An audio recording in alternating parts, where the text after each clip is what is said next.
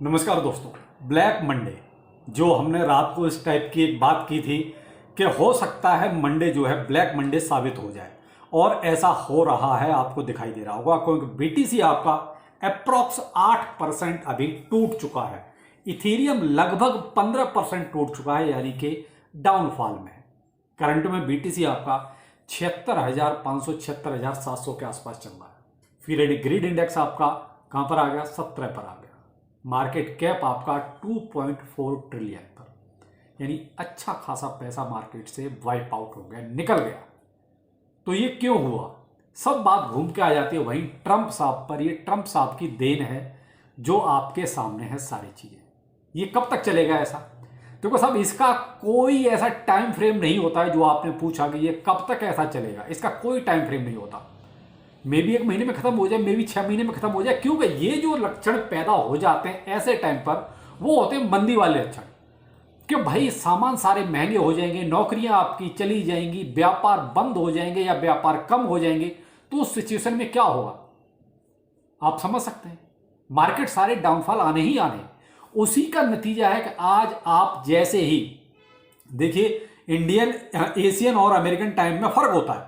तो अमेरिकन जो बाजार हैं वो शाम को खुलेंगे, उस टाइम पर देखिएगा क्या हालत होगी। उस टाइम पर और ज्यादा जो है आपको ये दिखाई देगा कि क्रैश दिखाई दे सकता है। क्योंकि अभी आप चाइना के बाजार देख लीजिए, जापानीज बाजार देख लीजिए, इंडियन बाजार देख लीजिए, हांगकांग देख लीजिए, कोई भी बाजार देख लीजिए, सारे के सारे मामला डाउनफॉल में चला गया। सारे के सारे मार्केट क्रैश हो गए। और वही वजह, इवन जापान के जो ट्रेडिंग है वो हॉल्ट करनी पड़ी, क्योंकि इतना ज्यादा प्रेशर आ गया सेल का कि उनको एक तरह से रोकना पड़ गया। तो ये सारी वजह है वही टैरिफ वाली, कि सारे के सारे एक तरह से महंगाई की तरफ जा रहे हैं। इवन आप क्रूड ऑयल जो हमेशा आसमान छूता था, आज वो भी $64 प्रति बैरल पा गया। आप उससे अंदाजा लगा लीजिए कि जो चीज महंगी रहती है हमेशा, वही चीज आज सस्ती हो गई। क्यों हो गई? क्योंकि महंगा कौन खरीदेगा, बात वही महंगी की आ गई। अब मैं एक एग्जाम्पल के तौर पे आपको बताता हूं। मान लीजिए हम अमेरिका से कोई भी 100 रुपए की चीज जो है मंगाते थे, तो वो आज की डेट में अब 126 रुपए की पड़ेगी। क्यों? 26% टैरिफ लग गया। तो भाई 26 रुपए बहुत होता है, एक आध रुपए की बात होती है तो एक अलग बात होती है, लेकिन यहां 26 रुपए। तो अमेरिकन कैसे कोई सामान खरीदेगा? कोई कैसे? ऐसे ही चाइना में हो गया। चाइना ने और ज्यादा टैरिफ लगा दिया, और उधर अमेरिका ने भी बहुत ज्यादा टैरिफ लगा दिया। यानी कि क्या होगा, जो व्यापार था वो सारा का सारा गड़बड़ा जाएगा। कोई भी महंगा सामान क्यों खरीदना चाहेगा? तो ये जब व्यापार अस्त व्यस्त हो जाता है ना, तो उसका नतीजा आपको सारा का सारा स्टॉक मार्केट पर नजर आता है। और वही स्टॉक मार्केट आपको आज सारे के सारे क्रैश होते हुए नजर आ रहे हैं। अभी बाकी है अमेरिका का बाजार, तो शाम को देखते हैं उसकी क्या पोजीशन रहती है। और अगर वो क्रैश हुआ तो भाई साहब, जो बीटीसी अभी आपको 76,000 के आसपास दिखाई दे रहा है ना, मे बी आपको 71,000 भी नजर आए आज ही आज। डिपेंड करता है कि अमेरिकन बाजार की कंडीशन क्या रहती है। देखिए, फ्यूचर्स का तो वहां भी बुरा हाल है, लेकिन बाकी देखते हैं शाम को नैस्डैक और ये सब जो ओपन होंगे उस टाइम पता चलेगा कि क्या पोजीशन रहती है। अब ये सारी चीजें मैंने आपको टैरिफ की बता दी कि भाई टैरिफ से क्या हो रहा है। चीजें महंगी हो रही हैं, व्यापार कम हो रहे हैं, एक दूसरे का आयात निर्यात कम हो रहा है, और उससे क्या होगा कि कंपनियों के काम करने के घंटे भी कम हो जाएंगे। कंपनियां कम माल बनाएंगी। क्यों? क्योंकि जब माल बिकेगा नहीं तो कंपनियां ज्यादा माल बना के करेंगी क्या? क्योंकि एक्सपोर्ट में अब पता कि महंगा जा रहा है, तो भाई बाहर से कोई ऑर्डर आएगा नहीं। और जब ऐसी सिचुएशन आएगी तो फिर नौकरियां भी जा सकती हैं। तो ये सिम्टम्स हैं। तो यही चीज मैंने आपको जिम क्रैमर की कल बताई थी, जिसने ये कहा था कि भाई ब्लैक मंडे हो सकता है। चाइनीज बाजार का यह हाल है कि 2008 के बाद सबसे बड़ी गिरावट है।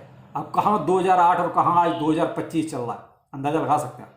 इस दरमियान कोई इतनी बड़ी गिरावट नहीं है। इवन जो कोरोना काल था उसमें भी इतनी बड़ी गिरावट नहीं थी।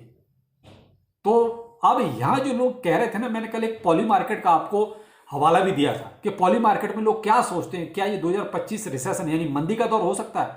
तो बिल्कुल। अब अगर जो नेक्स्ट ऐसा कोई प्रिडिक्शन आएगा, इस टाइप का कोई और जो सर्वे आया, तो उसमें देखना और ज्यादा ये संख्या बढ़कर आएगी। जो कल 52% थी और करीब 15 दिन पहले ये 52% थी, कल 62%, और हो सकता है अगला जो है 80% के आसपास आ जाए। अभी कितनी देर में ये चीज आएगी ये बात की बात है। लेकिन ये मुझे लगता है कि ट्रंप साहब ने आके ना ये डिसीजन बहुत ही गलत ले लिया।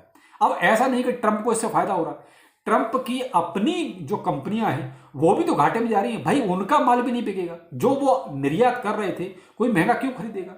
अब मान लीजिए चाइना ने ही लगभग 34% और एक्स्ट्रा लगा दिया, तो जो चाइना को माल 100 रुपए में आ रहा था वो अब 134 रुपए में आएगा, तो चाइना क्यों खरीदेगा अमेरिका से 134 रुपए में कोई माल। और फिर यहां पर आने के बाद भी वो महंगा होना कि उसमें और भी प्रॉफिट है और भी टैक्स वगैरह है। तो इस तरीके से ट्रंप ने ये जो इकोनॉमी की जो भी चीज था ना सारा इतना डिस्टर्ब कर दिया कि इसका इंपैक्ट अब इतनी जल्दी खत्म नहीं होने वाला, जो अभी के सिम्टम है। अगर कल को ट्रंप आके ये सारी चीजें विड्रॉल कर लें या नेगोशिएशंस कर लें आपस में बैठ के कि भाई ठीक है इसको यहां पर सेटल कर देते हैं, तो मे भी कुछ हालात जल्दी अच्छे हो जाएं। लेकिन अभी ट्रंप अपनी जिद पर अड़ा हुआ है और इसने अब वो कहते हैं कि क्या करें, गुस्सा तो आता ही है। यूरोपीय यूनियन के साथ उसने बात करने से ही मना कर दिया कि मैं किसी तरह की कोई बात नहीं करूंगा इस तरह के किसी भी नेगोशिएशंस पर।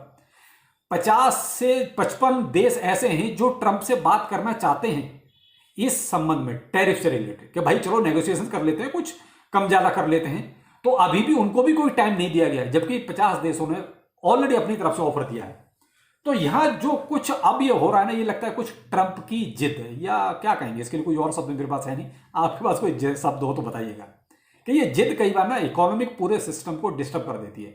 अब इससे क्या अमेरिका अछूता रहेगा? भाई साहब अमेरिका की इकोनॉमी भी डूब जाएगी अगर मान लीजिए अमेरिका के जो निर्यात थे वो बंद हो जाएंगे। तो अमेरिका सबसे ज्यादा पैसा किससे कमाता है? रक्षा सौदों से, यानी कि जो भी उसके फाइटर प्लेन्स वगैरह हैं, टैंक वगैरह हैं, तो रक्षा सौदे जो हैं उनसे, या क्रूड ऑयल से सबसे ज्यादा पैसा इनसे कमाता है। और जब ये चीजें महंगी हो जाएंगी तो कोई क्यों खरीदेगा? आदमी को सस्ता चाहिए हर जगह। और कंट्री आपस में फिर सौदे कर लेंगे, भाई ठीक है हम आपस में कर लेते हैं, अमेरिका को साइड कर दो। अमेरिकन जो कंपनियां हैं वो भी अब कम से कम ये प्रेशर जरूर बनाएंगी। इवन 52 के 52 स्टेट्स में प्रदर्शन होने लगे हैं अमेरिका में भी कि भाई ये डिसीजन आप अपने वापस लिए, सारी इकोनॉमी ध्वस्त हो जाएगी। शायद वॉरेन बफेट का मैंने कल आपको एग्जाम्पल दिया था कि बंदा शायद दूरगामी सोच के लाता और शायद उसको ये चीज आज बहुत ही बेनिफिट में कि उसने इतना ज्यादा कैश आउट, 300 बिलियन से ज्यादा का कैश आउट उसने किया था। शायद इसलिए किया था, उसको ये अंदाजा था कि ये ट्रंप के डिसीजन शायद कुछ गलत जाएंगे, और हुआ भी कुछ ऐसा ही। अब मार्केट में क्या हो सकता है? तो मेरे भाई अभी कुछ नहीं हो सकता। अभी मैंने कहा ना कि अभी तो अमेरिकन बाजार को खुलने दीजिए। अमेरिकन बाजार जब खुलेंगे उस टाइम सही सिचुएशन का पता चलेगा कि एक्चुअली सिचुएशन है क्या। कितना बड़ी गिरावट जो है अमेरिकन बाजार में आ रही है, कितने ट्रिलियंस माल अमेरिकन बाजार से वाइप आउट होता है, तो उसी का इंपैक्ट आपको क्रिप्टो पर भी नजर आएगा। जो अभी आपको जो कहते हैं 76-77 के आसपास जो नजर आ रहा है, ये मे भी आपको शाम को 70-71 या उससे नीचे भी कहीं दिखाई दे जाए, डिपेंड करता है अमेरिकन बाजार पर। तो इसलिए भाई देखो, यहाँ जो लॉस में थे वो तो अभी भी लॉस में है, तो उनको तो कुछ करना नहीं हो, तो सिर्फ वेट एंड वॉच। ऐसा नहीं कि हम रिटर्न नहीं आएंगे, ऐसे बहुत झटके आए हैं अभी तक। जो भी मैंने आपको बताया उसको आप नेगेटिव ना लेके चलें, ये मार्केट की सिचुएशन है जो मैंने आपके सामने रखी।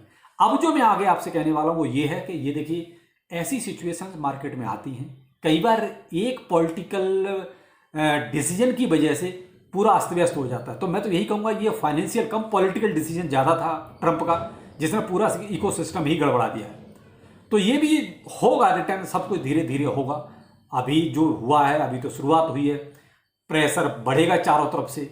अमेरिकन कंपनियां जब घाटे में जाएंगी तो उस टाइम पर ट्रंप को भी ये चीज अपनी गलती समझ में आ जाएगी कि ये वाला डिसीजन हमारा गलत रहा। कई बार हम तहस में आके इस तरह की डिसीजन नहीं लेने चाहिए।